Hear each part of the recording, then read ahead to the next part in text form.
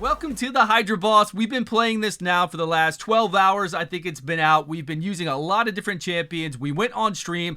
I did 29 million on our second comp that we tried out on stream. I'll show you what that is. And then we've been trying to do budget comps. Comps that make sense now that we know the flow of the Hydra heads. Now that we know what's going on with the head of Mischief over in the far right, which is by far the hardest Hydra head to combat, especially when it swallows one of your champions, because it's got a 75% chance to redirect your attack to somebody else. So then it's good to bring Hex in, because if you have a Hex on that champion, he won't redirect anymore. But it's kind of silly to build around Hex. It really is. There's other champions out there that can do damage, like Yannicka, that we see right there, that we can get from the clan boss, which is really, really good for this. Any champion like Mashaled that can put up an attack on the A1 and then have a condition to where it can do an AoE attack does really good damage. It bypasses that less damage per AoE. And she's strong in general. She has really good strong attacks. Mashaled's amazing. He can steal buffs. He has buffs himself. He does AoE. Leech, again, leech up, especially from Yannicka. Mashaled, both of those really saves your team. Survivability hasn't been a crazy issue so far. If you have ally protection and a leech with a little bit of heals, you're good to go.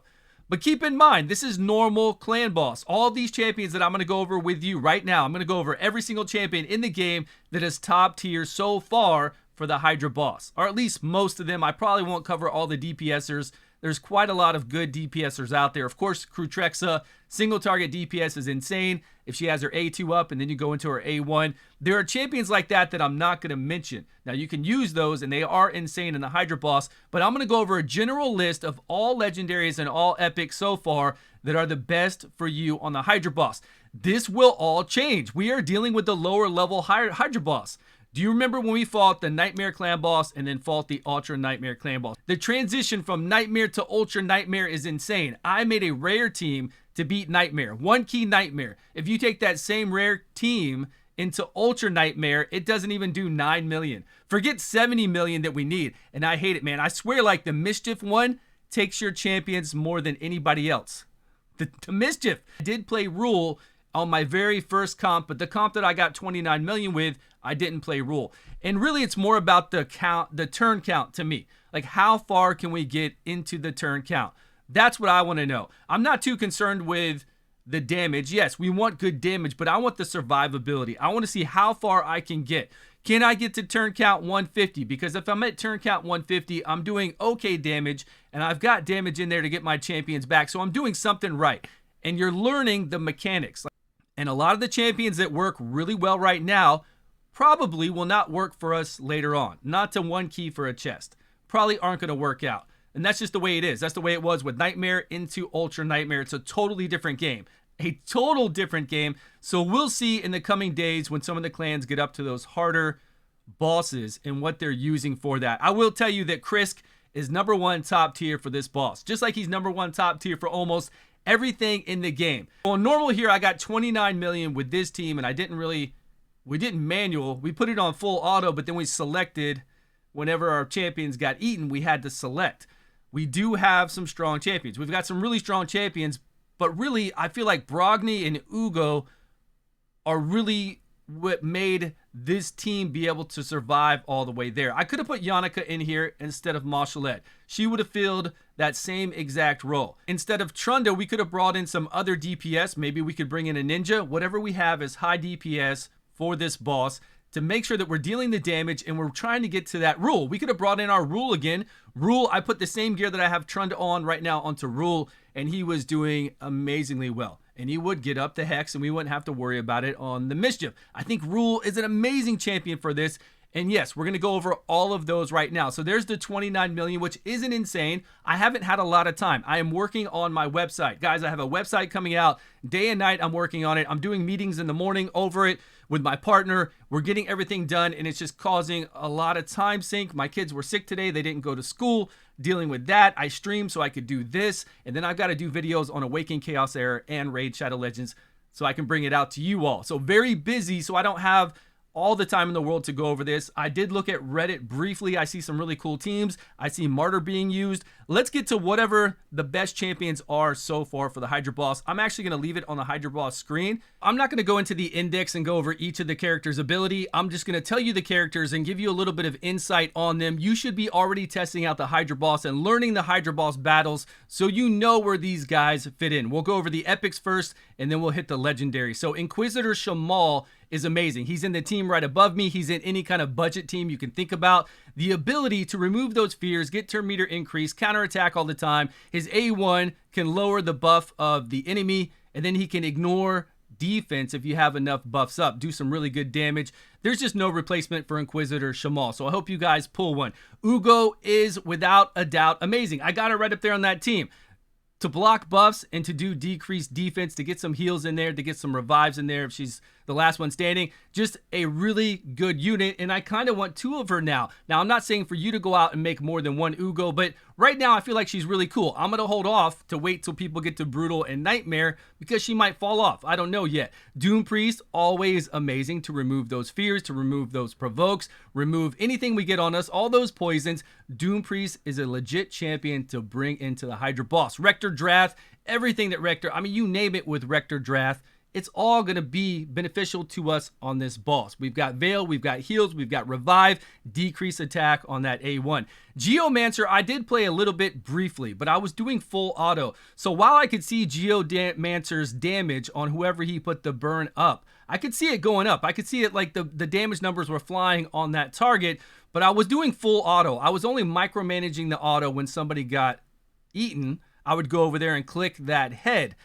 So I feel like I would need to really micromanage Geomancer to get the damage on who I want to, but I kind of want another DPSer in there is what I felt like. I felt like, well, why don't I just put somebody else in there that can do some serious damage and not really worry about all of Geomancer's mechanics, although he can work out really well in here. Vrask for the heals. We know how Vrask is. We use him on Eternal Dragon. We use him a lot of other places. Amazing heals. Akath the Seared you get for free going through the Doom Tower. Normal.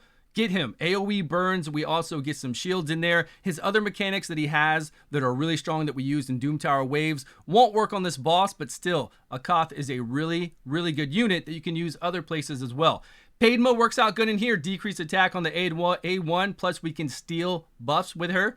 Defense-based champion, deals damage that way, hits hard. Finax, we can bring him in here, block buffs. His A1 can hit 2 times, which is really strong. Umbral Enchantress, although I don't feel like she can hit hard, actually. Umbral Enchantress, we can make her hit hard, even with the AoE A3. The A1 can hit hard if we build her that way, but she's got a 3-turn block buffs on a 3-turn cooldown. So if we didn't have that one head removing debuffs, we would have a block buffs 100% of the time. 3-turn cooldown for 3 turns, she will block buffs. That's Umbral Enchantress. Really good unit to help you get through a lot of things in the game. You might not be using her anymore. Maybe you have her leveled up, maybe you don't. That's always an option. I'm not sold on her yet. I'd really need to make her DPS heavy and then utilize that block buffs. Let's get on to the legendaries now. Now I know there's a lot of other epics that are going to be great for this. If you know of other epics that you're using, let us know down below what they are and how they're functioning for you. Just don't go like, hey Stu, this champion's great for the Hydra Boss. Give us a little insight on how you're using them so we don't have to kind of guess why they would be so good. For legendaries, we have Drexlar Blood Twin. I don't think he needs any explanation. Neither does Lydia for what she can do for us. Ninja doesn't either. He's been around for so long. Herndig with all the debuffs he can do and damage. Iron Brago, you've probably been using him on Doom Tower or you've been using him on your clan boss teams. You know what Iron Brago can bring to the table. Kreela, the same thing. Rule, I used Rule and I kind of want to bring Rule in now with my Yannicka and just have those two team up and just do insane damage, insane debuffs, leeches, hexes. I really like Rule. Rule is a very, very strong champion. I just did a guide on him recently. Brogni. What's there to say about Brogni? I've got 1. I wish I had 3. I think Brogni is so far key, and I can't see Brogni dying off later on unless you have a Krisk and some other high-tier champions. I forgot about Godseeker Inari. She's so good for an epic champion. She can lower the cooldown of their buffs, increase our buffs, and then she can bring somebody back to life. She does it like 2 times, and then she has their cooldowns off the next time she revives somebody on her skill. So many heals. I think she's really good for this guy. All right, back to the legendaries. We were at Brogni. Lady Kimmy. Lady Kimmy's amazing. I have her. I actually used her on one of my teams. performed exceptionally well with everything Lady Kimmy can do. Rotos as a DPSer, Elder Skarg as a DPSer. Get Elder Skarg in there, make sure you have those debuffs up, get those multi-hits in there to do serious damage with Elder Skarg, and then get the AoE burns up. He twofold, right? We get a DPSer and we get AoE burns. Trunda I like. You know Trunda can do mass damage on that A2, that single target if they have high HP. She does a lot of damage, spreads it out. Her A3, obviously we can't stun with it, so it's going to do crazy amount of damage too. And you might have her built for arena. I just don't really want to use her. I used her. She did do crazy damage. I would really rather use something else. But if it is a champion that we can double up on, that we use somewhere else in the game and devote a lot of gear to, why not? Let's bring her in here. I just hate using the same kind of champions.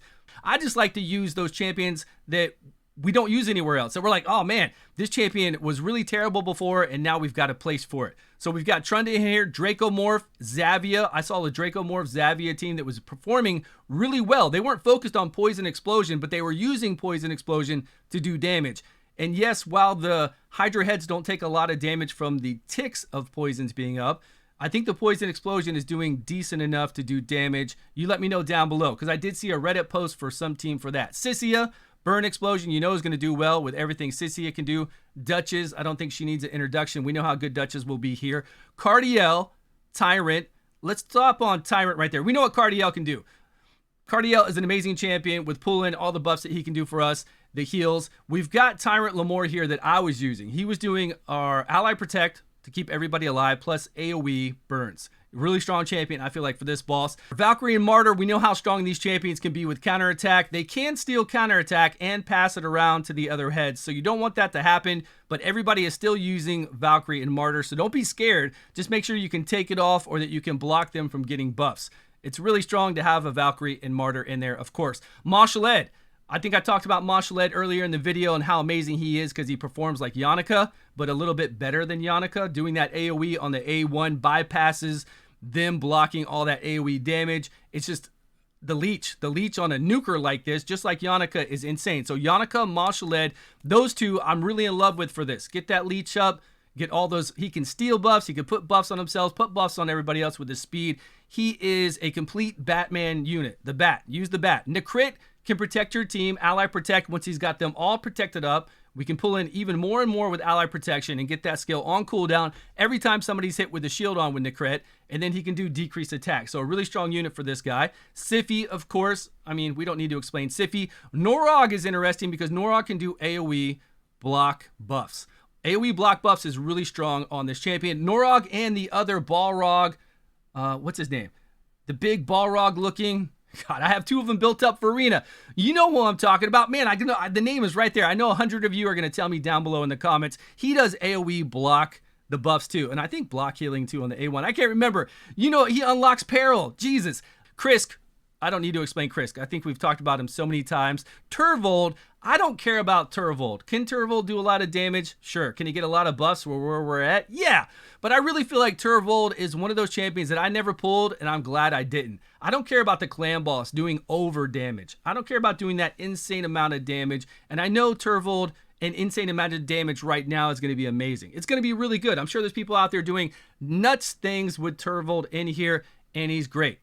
I'm just not a big, like, whatever. I don't really care. He might be the best DPSer forever on this thing. We'll find out when we get to Brutal and Nightmare if he really is the man we need, the big giant we need with the sword with a little baby head. We'll see about that. Okay, there is also Venus and Cupidus. They've been saying Venus and Cupidus has been working out really well. Venus with that unlocked ability to remove buffs. I think that's what she does, but it's like isn't it like at a 50% chance? Some lower chance. Oh no, it's a lower chance to get an additional turn. So Venus and Cupidus are really strong now, which means that Cupidus has a place in the game that he didn't have before. We'll see if that holds up as we go further down to Brutal and Nightmare, but so far, that combo is working out really well. The last two are Void Legendary Champions, Riho and Tuhana Rock. Those both are really great support champions that can help you survive in there. Now, this is not an all-inclusive list, like I said earlier. There are so many other champions that are great, and I want to know from you. I want to know down below, What champions are really making a difference in your team? I want to know your team comp and give us a little detail about it so that it can help us out. It can help us make better teams to get through this. That's it, everyone. I think this video is going to be extremely long. I do appreciate all the support you guys have been giving me. You have been amazing. Please subscribe if you haven't, and I will see you all in a video soon.